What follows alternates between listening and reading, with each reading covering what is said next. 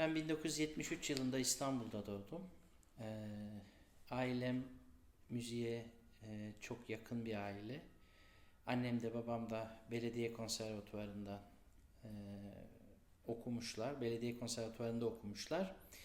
Ben de ilkokulda başlayan müzik maceramı konservatuvarla devam ettirdim. İlkokuldan sonra 1984 yılında İstanbul Teknik Üniversitesi Türk Musikisi Devlet Konservatuvarı'na İhsan Özge'nin kemençe talebesi olarak başladım. Orta lise ve üniversiteyi orada okudum. Liseyi okurken Kültür Bakanlığı İstanbul Devlet Türk Müziği Topluluğu'na davet edildim. Tamburi Necdet Yaşar'ın sanat yönetmenliğini yaptığı.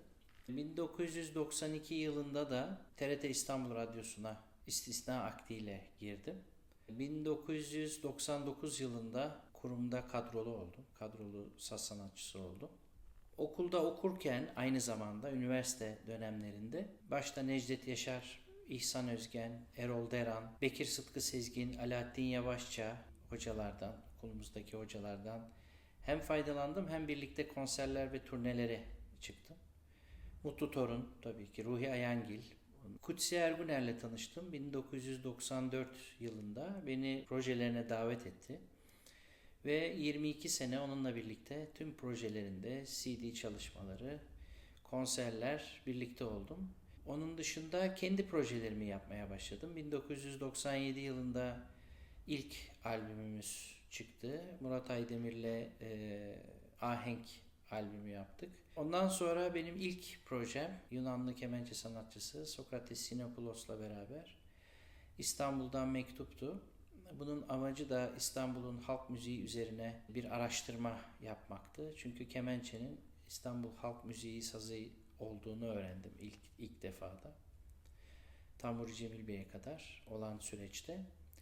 Bu repertuar benim çok ilgimi çekti ve o eserleri tekrardan gündeme getirmek istedim. Bu parçalar bugün Yunanistan'da bilinen, İstanbul'da unutulmuş parçalardı veya İstanbul'da bilinen, Yunanistan'da unutulmuş parçalardı. Bunları beraberce ortaya çıkarttık. Daha sonra Fransız kontrbasçı Renaud Garcia Fons'la onu davet ettim kendi projeme. Cellist Uğur Işık'la beraber benim yeni projem Minstrel Era'yı yaptım. O Saray Ozanları dönemi çağı adı altında. Burada da 17. yüzyıla damgasını vurmuş iki büyük Avrupalı bestecinin İstanbul'a gelişi, İstanbul'dan etkilenişi, o kültürün içerisinde ve bizim İstanbul'un müziğini, makamlarını inceleyip onların üzerinde eser yapmaları beni çok etkilemişti. Onları modern bir anlayışla icra etmeye çalıştım. Bugüne kadar dünyada birçok sanatçıyla bir arada hem onların projesine misafir olarak hem de beraberce yaptığımız projelerle devam ediyorum. Yani başyapıtım değil de çok hoşuma giden yaptığım işlerde çok hoşuma giden birkaç tane var. Mesela İstanbul'dan Mektup bunlardan bir tanesi. Minstrel Era bundan bir tanesi. Yine Renaud Garcia Fons'la düet yaptığımız Silk Moon bunlardan bir tanesi. Ahenk tabii ki klasik saz eserlerinden oluşan bir proje.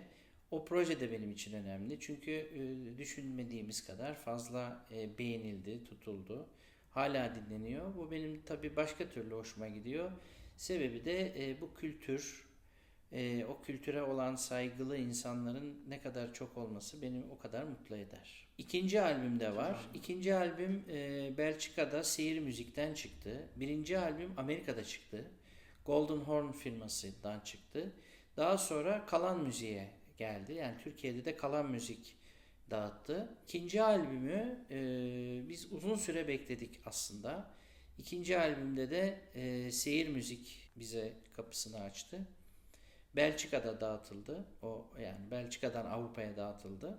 İkinci albümde yine tradisyonel melodiler var. Bu sefer biraz daha genişlettik. Yani Girit'e kadar uzandık. Adalar bizim için önemliydi. Onun sebebi de şuydu. Osmanlı'nın son dönemlerinde İstanbul, yani 20. yüzyılın başlarında aldığımız yani okuduğumuz hatıralar ve aldığımız bilgilerden İstanbul'a başkent olması hasebiyle birçok müzisyen geliyor. Tabii bu dünyanın her yerinde böyledir. Yani insanlar kendilerini göstermek için o büyük şehire mutlaka sanatın, kültürün merkezine kendini göstermek amacıyla gelir.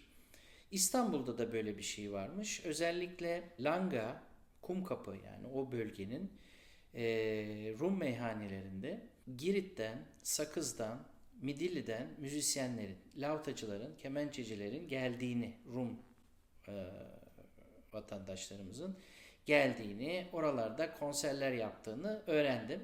Ve ben de bunun hayaliyle, bunun üzerine bir hayal kurup onların repertuarını araştırdım.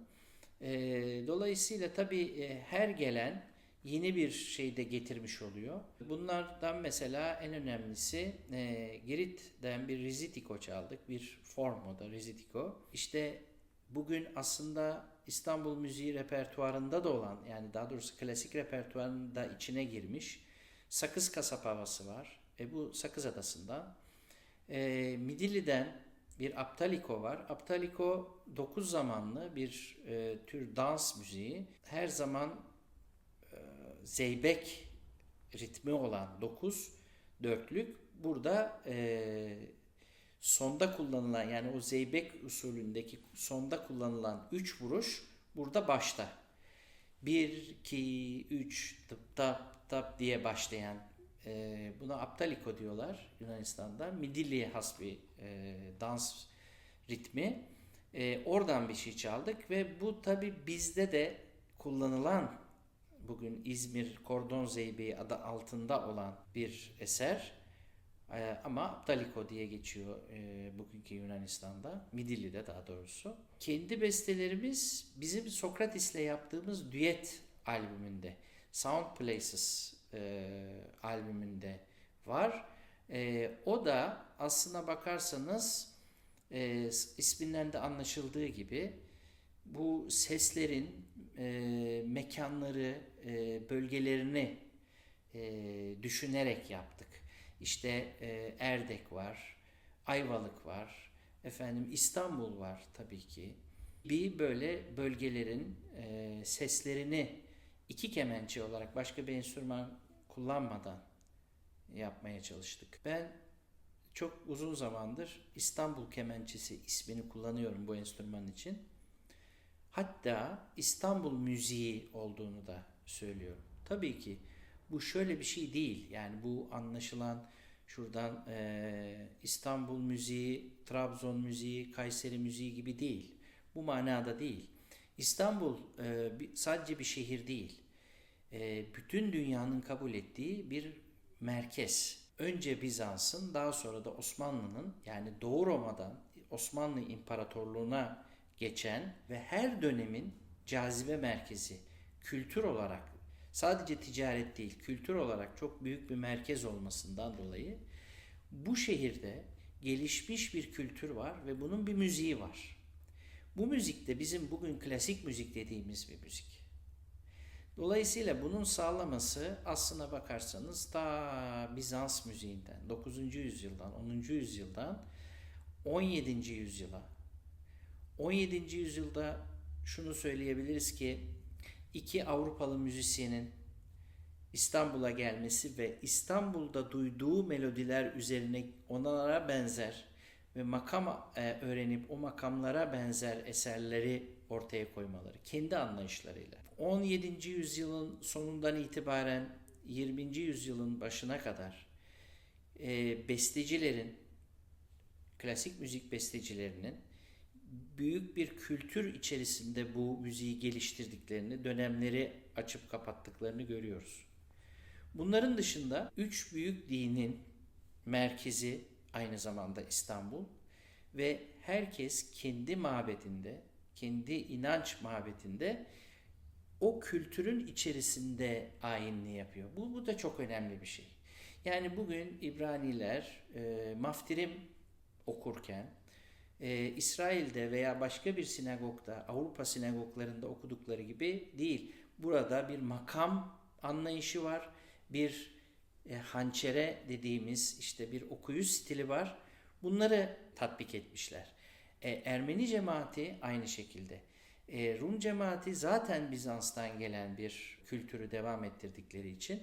Hatta bugün Selanik'te ki ve Aynaroz'daki manastırlarda okuyuş şekli İstanbul'da gelişmiş bir okuyuş şeklidir. Onları devam ettirirler. Dolayısıyla ben İstanbul Kemençesi adı altında bir albüm yapmak istedim. Bir solo albüm yapmak istedim. Bunun içerisinde davet ettiğim müzisyenler de var. Şimdi benim oradaki amacım aslında benim kendi müzikal hayatımdı. Orada çalınan eserlerin hepsinin bir manası vardı. Bende oluşturdukları bir hatıraydı onlar. Mesela Acem Peşrevi, Solakzade'nin.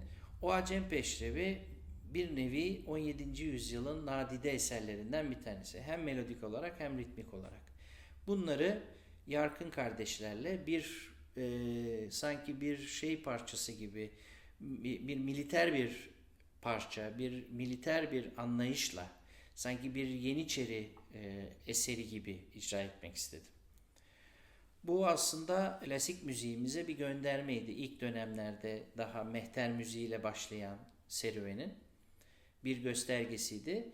Daha sonra tasavvuf müziğinin içine giren kemençe, çünkü daha önce değildi, klasik müziğin içinde değildi ve dolayısıyla dini müziğin içinde de değildi. Oraya adapte olmuş bir kemençenin karşılığını göstermek amacıyla bir mersiye elime geçmişti. Neyzen Tevfik'in Farsça yazılmış, bir kısmı Farsça olan harika bir mersiye, müthiş sanatlı.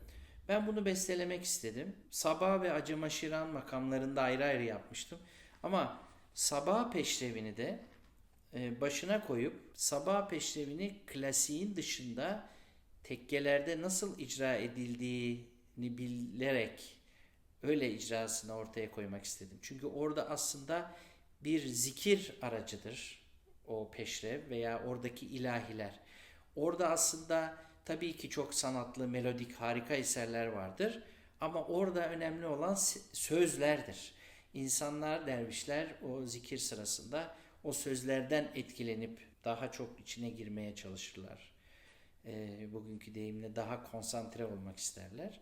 Dolayısıyla onu düşündüm ve oradaki icra da sanki bir zikir başlangıcıymış gibi oldu.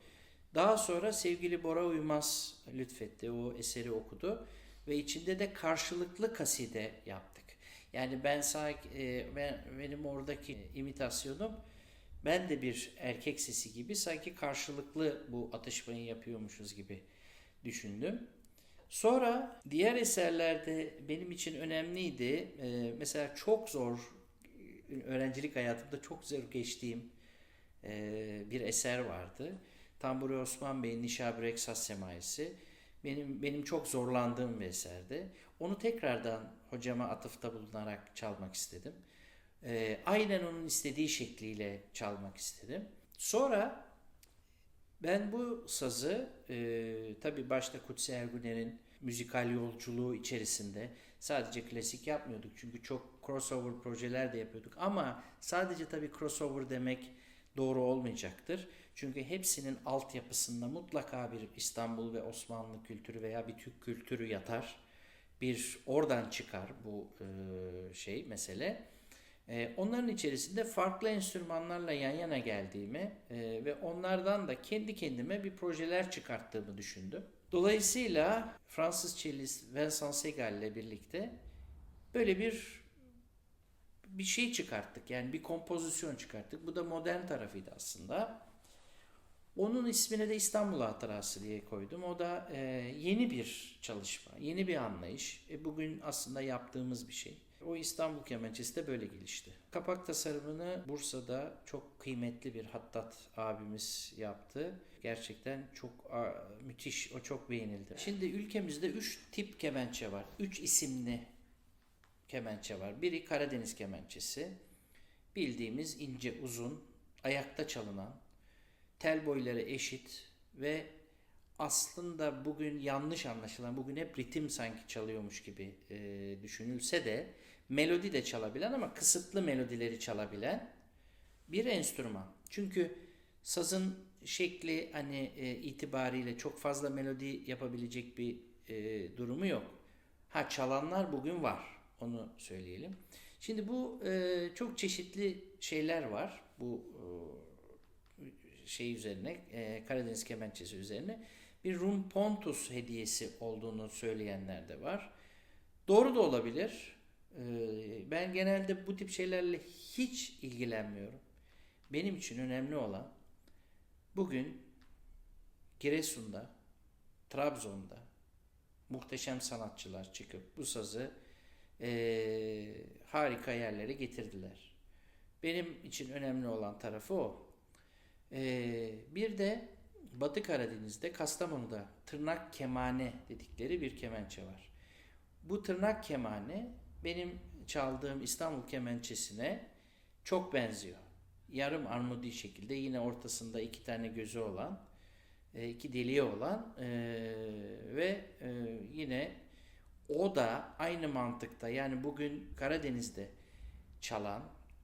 çalma stili gibi köçek oynatan bir enstrüman. Bunun da Rum kaynaklı olduğunu düşünüyorum aslına bakarsanız. Ama çok enteresan isimler de gelmiş ve bu sazı da tanıtmışlar aslına bakarsanız. Mesela Yusuf Aktaş gibi meşhur Kastamonulu kemençeci. Ama daha çok tırnak kemane adı altında geçiyor, çünkü o da tırnakla çalınıyor. Şimdi bu bir aile mi? Aslında değil. Hem değil hem de olabilir.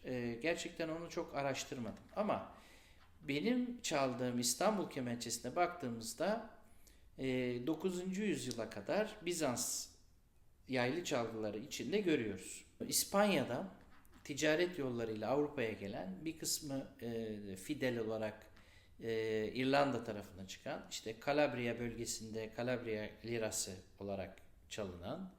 Ha, bu arada bunlar aynı formda olan enstrümanlar. Bulgaristan'da gadulga, Girit'te de Girit kemençesi. Bu arada adalarda da var. Karpatos'ta da var. Efendime söyleyeyim, Trakya'da da var. Makedonya'da da var. Buralarda da var, yani aynı benzer enstrümanlar. Ama böyle melodik değil.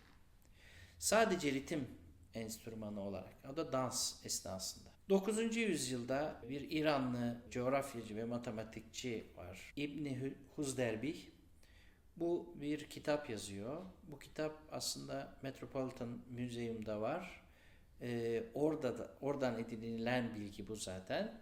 9. yüzyılda Bizans'ın yaylı çalgıları arasında lira olarak var. Kamança, kemençe, kemane, bunlar aslında Türkçe sözler.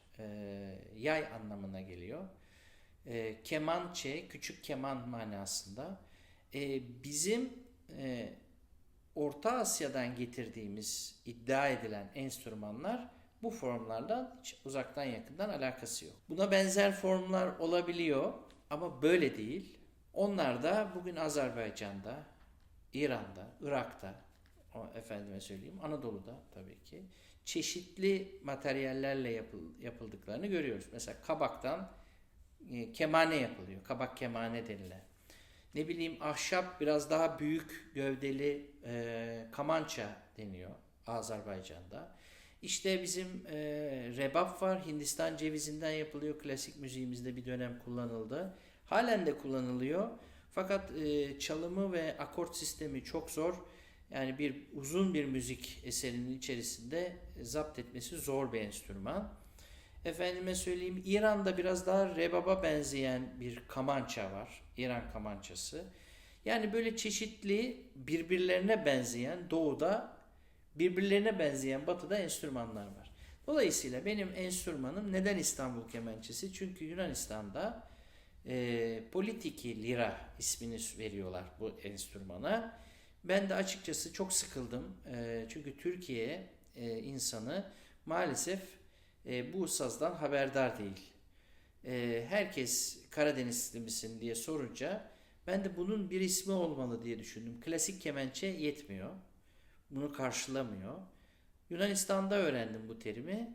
Şehir kemençesi manasında ama şehirden mana İstanbul. Yani bu İstanbul kemençesi adı altında Yunanistan'da söyleniyor. Ben de direkt ona çevirdim. Ben de İstanbul kemençesi diyorum. Şu anda dünyada da artık öyle olmaya başladı. Kemençe of İstanbul diye geçiyor. Bence daha doğru bir tanım yani. Benim kattığım bir şey var mı? İnşallah vardır. Ben hocamdan gördüğüm şeyleri devam ettirmeye çalışıyorum. Ve kendi bulduğum bir takım şeyler var. Onları kullanıp onları öğretmeye çalışıyorum. Bir kere öğrenirken iyi bir hocayla başlamadıysanız sazdan ses çıkartmak için, çünkü çok zordur, müthiş abanmanız gerekiyor. Bu genel olarak tüm yaylı sazların sorunudur. Ses çıkartmak, yani sesi ileriye doğru fırlatabilmek bir masterclass meselesidir. Gerçekten çok iyi bir masterla çalışırsanız size onun ne demek olduğunu anlatır. Siz yayı parçalamazsınız, kılları kopartmazsınız, teli de parçalamazsınız. Agresif olmadan çok tatlı bir ses yakalayıp kendi sesinizle meç edip, bir de o tarafı var, ikinci etabı da o. Ondan sonra onu karşıya dinletirsiniz. Bu birinci etabı. Ondan sonrası başka şeyler geliyor. Onlar daha sonra önem kazanacak. Şimdi benim tercihim, ben çok bastırmadan, yayın kuvvetini çok vermeden çalıyorum. Bu da hocamdan gelen bir şey. Ses çıkıyor ama. Yani kuvvetli de ses çıkıyor. Bunun bir şeyi var. Bir kısa yolu var. Yayın her bölümüne aynı ağırlığı vermeniz gerekiyor ilk etapta. Sonra piyano forte yapmanız için o ağırlıkları siz kendiniz değiştiriyorsunuz. Yayın her bölümünde. Ucunda da. Çünkü ucuna geçtikçe kol hafifleyecektir. Daha zorlaşacaktır. Başında, yayın başında, topuğunda durduğunuzda farklı olacaktır. Dolayısıyla bunların her bölgesinde bu balansı bize hocamız çalıştırdı. Yani biz buna hakikaten ciddi olarak eğildik. Ondan sonrası zaten geliyor. İkinci olarak tırnaklarım klavyeye değmez. Hafif dokunur. Biraz daha yüksekte, tırnaklarım yüksekte çalıyor. Yani elimi böyle bastırıp çalmıyorum. Aceliteyi arttırmıyor. Farklı bir ses çıkıyor. Parmaklarım daha serbest. Bazen tutmasını istersiniz. Herkes rahat olsun ister. Biz tutmasını isteriz. O tutması iyidir. Bir de ben bağırsak telle çalıyorum. Yay bağırsak telin üzerinde metal tel gibi istediği gibi gitmiyor. Daha vakit kaybettirecek, sana bir sertlik veriyor. Ama tabii alışıyorsun çaldıkça. Vallahi bunu kişi kendi bulacak aslında. Bazı insan 4-5 saat çalışabiliyor. Bazı insan hiç çalışamıyor. Ama genel bir kanı bir insanın hiç durmadan konsantre olması 1 saat 15 dakika. Belki bugün daha düştü. 45 dakikaya düştü de denilebiliyor. Bu hız çağında. Dolayısıyla bence aralı birer saat, konsantre olup 1 saat bence bazen çok daha faydalı oluyor. Enstrüman çaldıkça elinizde kalıyor. Bu çok önemli. Her gün elinize almak bence çok değerli bir şey. Çünkü çalmadıkça gerileyen bir şey, unutulan bir şey, melekeler geri kalıyor.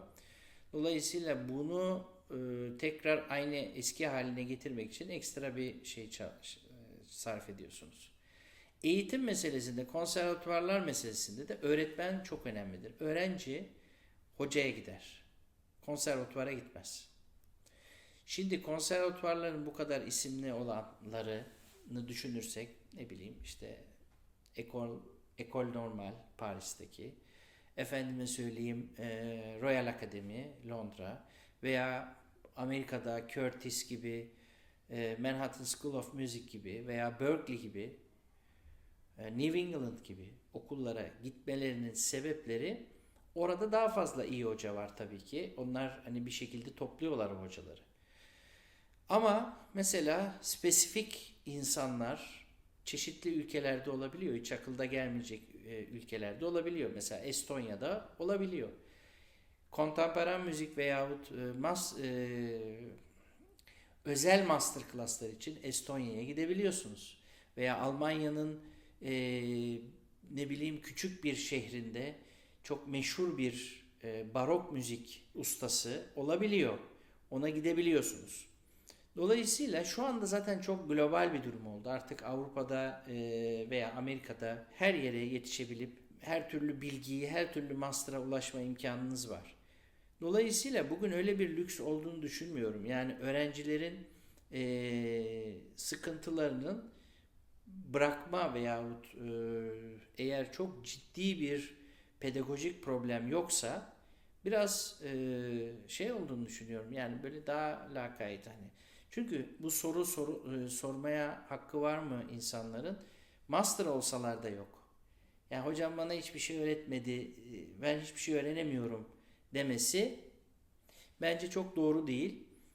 Dediğim gibi yani bu işin yaşı kaç olursa olsun bir pedagojik formatı insanlarda o yaklaşımı olması lazım. Eğer öyle bir şey yoksa çünkü müzik çok ciddi bir iş. Yani müzik, sanat çok ciddi bir şey.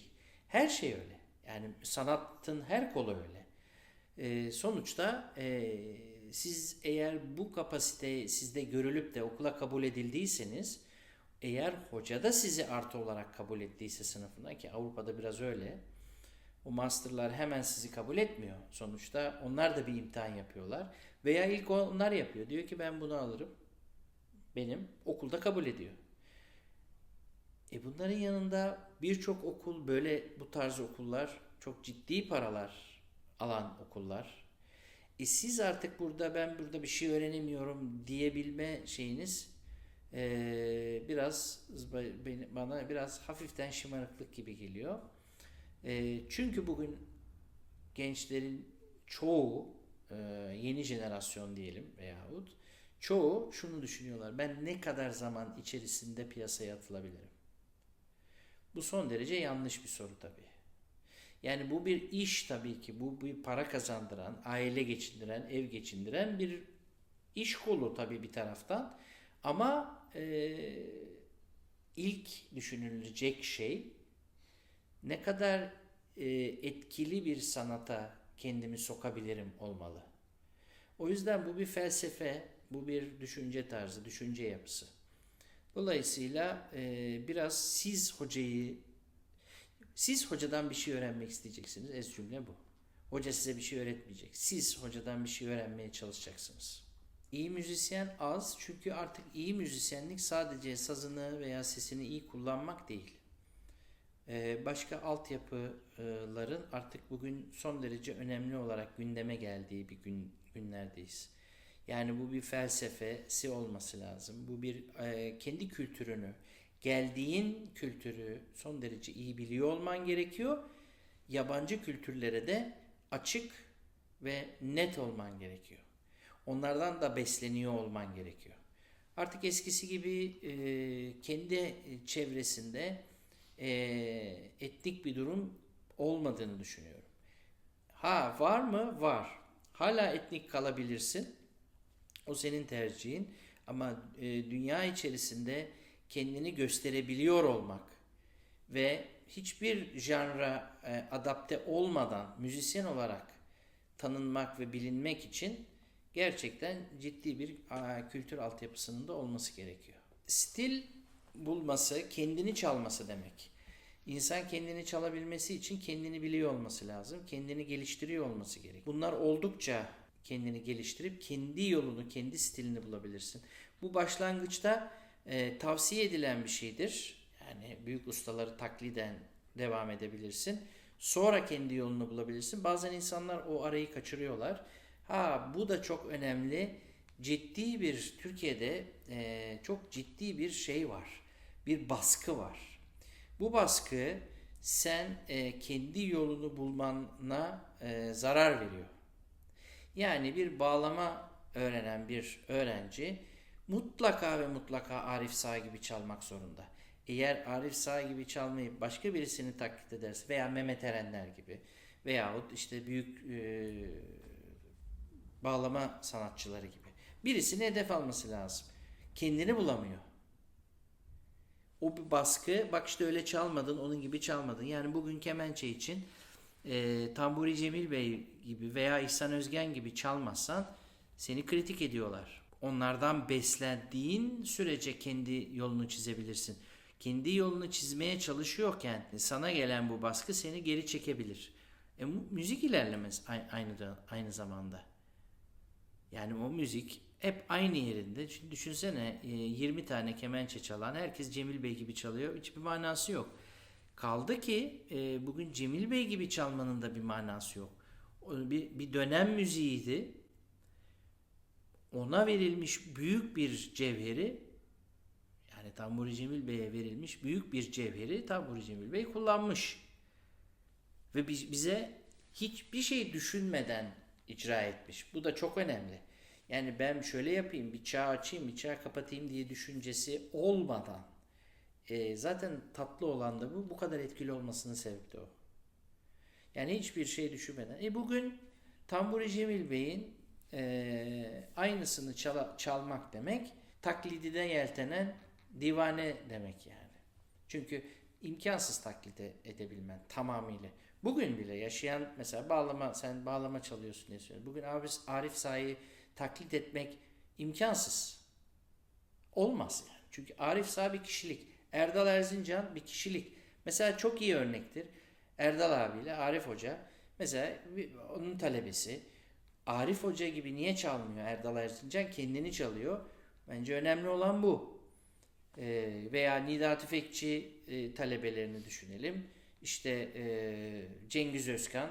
Mesela Cengiz neden Nida Hoca'yı devamlı taklit ediyor? Kendi olduğu için. O bir ayrı karakter, ayrı bir ruh. Nida Bey öyleydi. İhsan Özgen ayrı bir ruh. Tamburi Cemil Bey ayrı bir ruh. Bu güzellikleri alıp kendin ne söylüyorsun? Şöyle söyler ya eski hocalar. İşte konuşmada işte efendim şimdi size Kenan şunları söyledi. İşte başka birisi bunları söyledi. İşte şu şunu yazar, bu bunu söyledi, bu bunu yazmış. Peki çok güzel, teşekkür ederiz. Sen ne söylüyorsun? Değil mi? Yani başkalarının laflarını söylemektense tamam, o da tamam, güzel o, bu da bir bilgi. İşte konservatuvarlar bence bu noktada öğrenciyi buraya hazırlamalı. Sen ne söylüyorsun? Senin fikrin ne bu konuda? Şimdi bu tarafta da çok ciddi bir psikolojik sıkıntı var. Ta çocuktan gelen aile ve mahalle, okul bu üçlünün baskısı çocuklarda herhangi bir fikri söyleyemiyor. Söyleyen de ukala oluyor. Çünkü onu söyleyecek merciyi bulamadığı için pat diye söylüyor. Zaman, mekan karışıyor. Dolayısıyla diyorlar ki ne şımarık ve ukala bir çocuk. Çocuklara çocuk yaşta fikirlerinin mantıksız da olsa söyleyebilecekleri ama karşılığında doğruyu öğrenebilecekleri açıklığı vermek. Ondan sonra da konservatuvarda artık senin sınıfına girmiş bir öğrenciyi de kendi meslektaşın olarak kabul edip onunla birlikte sen de öğreniyor olmanı hissettirmen gerekiyor. Dolayısıyla bu açıklıkta öğrenci de kendi fikrini söyledikçe doğru yanlış, mantıklı mantıksız üzerine daha çok düşünüp bir çalışma ortamı, kendi kendine bir beyin fırtınası, aynı zamanda da bir yolu bulma çabasına getirecektir. Aksi takdirde hoca ne söylüyorsa papağan gibi yazıp peki hocam, peki hocam. Yani neden peki hocam? Ben mesela derslerde şöyle bir şey yaparım. Derim ki mesela bu duyduğunuz melodi hangi çeşni? Rast olduğunu biliyorum. Tamam mı? Rast, doğrusu rast. Evet Ayşe sen ne diyorsun? Hocam rast galiba. Ben şimdi bakıyorum hiç donuk. Ya inanmıyorum diyorum. Ya kaç defa anlattım size. Ya bunun rast olduğunu nasıl söylersin? İyice bir dinle. Bir daha söylüyorum. Bak iyi dinle. Bunu kaç defa anlattım size diyorum, tamam mı? Doğru söylüyor kız. Hemen şöyle yapıyor. Hocam Hicaz. Düşün arasındaki aşırı şeyi. Sen söyle diyoruz. Mesela Ahmetciğim sen söyle. Ya hocam ben söylemesem çok alakasız bir şey söyleyebilirim. Ya söyle diyorum. Ne var bunda? Alakasız bir şey söyle. Doğrusunu öğren. Anlatabiliyor muyum? İki tane ayrı psikoloji. Doğru söylüyor. Doğru söylüyor ama doğru acaba kritik olur mu? Acaba yanlış olur mu? Yanlış olsun. Buraya doğrusunu öğrenmek için geldim. Ondan sonra ya arkadaşlar rast diyorum. Ayşe atlıyor. Hocam ama ben söylemiştim ama siz öyle dediniz diyor. Kızım emin değilsin ki. Ben emin olup benle tartış. Ben hayır dedim ya sana. Hayır değil. Hayır hocam rast bu. Doğruyu tartış. Doğru biliyorsan. Ya benim istediğim bu. Bu sirkülasyonun sınıfın içerisinde olmasını istiyorum. Çünkü birbirleri arasında tartışmayı, beyin fırtınası yapmayı tercih ediyorum. Yani onları birbirlerine kafa kafaya vuruşturup uzaktan seyretmek değil de onların kendi arasındaki ilişkileri, konuşma terbiyesini, kritik etme terbiyesini ve müziği paylaşma terbiyesini göstermek istiyorum. Bu benim için çok önemli. Yani benim sınıflarımda genelde böyle şey var. Benim söylediğimi doğru olarak kabul ediyorsun, aklına yatmasa da. Böyle bir şey olmaz. Bu eğitim değil. Benim söylediğimi emin olana kadar bana sormalısın. Çünkü ağzımdan çıkan şey değil ki, hani Allah emri değil ki.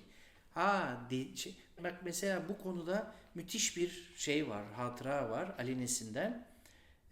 Ali Bey bir hocasının imtihan yapıyor. Bir matematik imtihanı. Bir tane soru var. 3 soru var, özür dilerim. İkisini yapıyor. Üçüncü söylediği şey yanlış çıkıyor. Bir sonuç veriyor. Bu sonucu bulun. Yanlış. Bir rakamla yanlış. Gidiyor hocasına. Hocam diyor bu yanlış diyor. Bu sonuç nereden çıkarttın diyor. Buyurun diyor, gösteriyor. Tak tak tak tak tak. Adam diyor ki çok teşekkür ederim. Bak profesör, biri de öğrenci Ali Nesin. Diğeri de büyük bir matematik hocası. Büyük bir bilgin, alim. Ve adamın ortaya attığı tez bozulmuş oluyor. Düşünebiliyor musun? Ama bilim bu demek, eğitim bu demek. Senin bir öğrencin onu bozabilir. Bir şey atıyorsun ortaya. Doğru kabul ediliyor. Ama bir anda bir öğrencin çıkıyor, sen de öğreniyorsun. Çok teşekkür ederim sana diyor. Bak. Bunların sebebi insanların daima öğrenme hevesleridir. Öğrenciler kendi bilgilerini de eğer kendi fikirlerini de ortaya atarsa daha kolay öğreniyorlar ve daha ileriye dönük kendi yollarını da çiziyorlar. Şimdi burada şöyle bir şey var. Bu denge çok önemli. Bu denge çok önemli. Çünkü orada hocanın bulunduğu mevkiye saygı şart. O saygı elden gittiği zaman bu da olmuyor. Bu demek değil. Yani belli bir saygı çerçevesinde tamamıyla mantıki düşünce, inanç bunların dışında bir şey olmalı. Efendim benim düşüncem şu şöyledir. Hayır, öyle bir şey yok. Bilimsel bir çerçeve içerisinde sen şey yapabilirsin. Çünkü aksi takdirde herkes ayrı şey düşünebiliyor. Herkes bir şeyin karşıtı olabiliyor. Mesele o değil. Mesele bilimsel bir çerçevenin içine giriyor mu girmiyor mu? Valla çok var. Ama hemen ilk etapta söyleyeceğim İhsan Özgen'in öğrencisi olmak hayatımın en büyük dönüm noktasıdır. Yani beni kabul etmesi benim için çok önemli. İkinci olarak yani daha 16-17 yaşındayken okulda lise talebesiyken Necdet Yaşar'ın bir müzik esnasında beni duyup davet etmesi, o da çok büyük bir dönüm noktasıdır. Onun dışında tabii ki Kutsi Erguner'le tanışmış olmak, onunla konserler yapmak, o projelerin içinde olmak da çok büyük bir dönüm noktası benim için. Bu arada tanıdığımız hocalarımız, yakaladığımız insanlar, birlikte olduğumuz şahsiyetler, kültür insanları her zaman yani benim için ayrı bir dönüm noktası. Eşim tabii, yani eşimi de söylemeden edemeyeceğim. Çünkü hakikaten benim için yani çok önemli bir kişilik. Hem müzik bilgisi, hem müzik dünyası, düşüncesi, o da bana çok rahatlık veriyor. O da bir dönüm noktası yani benim için. Valla ben hemen ilk üç geliyor. Bach çok seviyorum. Beni çok etkiliyor. Tamburi Cemil Bey çok etkiliyor. Zekai de çok etkiliyor.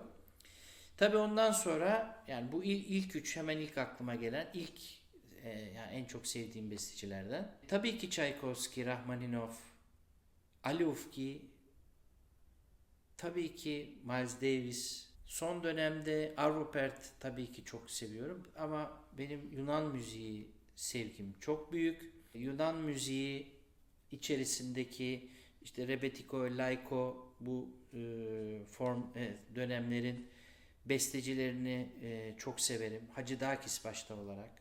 Çiçanis, tabii ki Theodorakis. Kuyumcis tabii ki benim için çok. Loizos tabii ki. Yani çok severek dinliyorum. Özellikle Yunan müziği. Benim için içimde çok farklı bir şeye götürüyor beni. Müthiş bir duygusallık ve duyguya çekiyor. Geceyle gündüz kadar var hem de. Maalesef. Maalesef. Geceyle gündüz kadar var. Hem de nereyle var biliyor musun? Yunanistan'da var. Yunanistan'da bir klasik müzik konseri yapın. Tıklım tıklım dolar. Ama İstanbul'da 10 kişi, 30 kişi gelir. Arap ülkelerinde, Lübnan'da mesela, Mısır'da, Cezayir'de, Tunus'ta, Fas'ta konser yapın. Millet havaya uçar. Ama bizde zayıf. Azerbaycan'da konser yapın. Millet boynunuza sarılır. İran'da konserde insanların hüngür hüngür ağladıklarını, 3000 kişinin. Ne dinliyorlar? Klasik müziklerini dinliyorlar. Ne dinliyor? Fuzuli'den şiir dinliyor. Mesela. Şirazi'den, Hafız-ı Şirazi'den dörtlük dinliyor, beyit dinliyor. Gazel dinliyor. Yunanistan öyle. Avrupa'da zaten bir klasik, Osmanlı klasiği olarak düşündükleri için Osmanlı İmparatorluğu kültürüne bir sevgi demeyeyim de bir saygı gösterdikleri için, bir imparatorluk kültürü olduğu için o yüzden insanlar geliyorlar. Ciddi yerler kapılarını açıyor. Yani bugün Almanya mesela özelinde düşünürsek Berlin Filarmoni'den, Frankfurt Alte Opera, ne bileyim işte Elbe Filarmoni'den bilmem nereye kadar. Brüksel'de Bozar, Londra'da Queen Elizabeth Hall, işte Amsterdam'da Bimhuis veya Muziekgebouw gibi yerler, Utrecht aynı şekilde. Dodolen aynı şekilde. Senelerce bu insanlar bu projelere yer verdiler, salonlarını açtılar. Yani maalesef bizim ülkemizde bu müzik tabi dinleniyor çok çok çok küçük bir çevre içerisinde. Çünkü Türkiye'nin eliti de bu konulardan uzak maalesef. Yani işin doğrusu bu. Bilmiyorum artık bir utanç vesilesi mi, yeni bir cumhuriyet, onun sanki daha çok korunacağını düşünmek mi? Bu da çok komik geliyor bana ama maalesef öyle olduğunu da tahmin ediyorum. Türkiye'nin, çünkü bir ülkenin elit kısmı paralı olan insanları değil, kültür insanlarıdır. O elit ülkelerin kültürlerini yükseltir ve etkiler. Bu bütün kültür politikalarını etkiler. Yani o elit insanlar ne kadar çok olursa, ne kadar güçlü olursa ülkenin kültür politikası da o kadar güçlü olur. Ama bizde bir tek sevindirici bir şey var. Halk kültürü, Anadolu kültürü hala en revaçta. yaşayan tek şey. Gerçekten ortada kalitesiz, kusura bakmayın ama kalitesiz halk müziği sanatçılarından daha çok ülkenin dünya çapındaki halk sanatçılarını görebiliyoruz. Değerli buluyoruz. İşte demin saydığım isimler gibi yani. Onlar hakikaten bu ülkenin çok kıymetleri. Ama mesela şöyle şeyleri de görmüşümdür yani. Batı müziği, Türk müziği kavgası da yıllarca olmuştur Türkiye'de. Batı müziği daha değerlidir. Klasik İstanbul müziği sanatçıları hep böyle burun kıvrılarak bakılmıştır.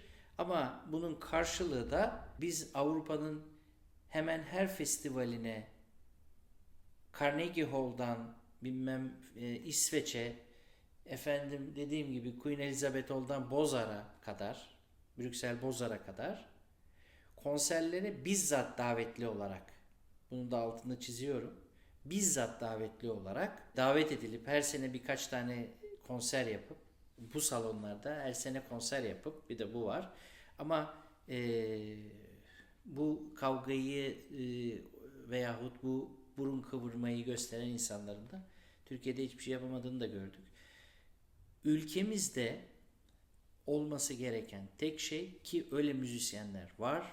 Dünya çapında klasik Batı müziği sanatçıları var. Onlarla zaten birlikte olursun. Hiçbir şekilde böyle bir davranmazlar. Bunların en başında Fazıl Say gelir, Bülent Evcil gelir, Cihat Aşkın gelir, Çağatay Akyol gelir, Aziz Baziki gelir şu anda Barenboim Okulu'nda fagotçu. Yani gerçekten çok kıymetli insanlar gelir. Bu insanlar hiç böyle bakmazlar. Kendi kültürlerini de sergilerler.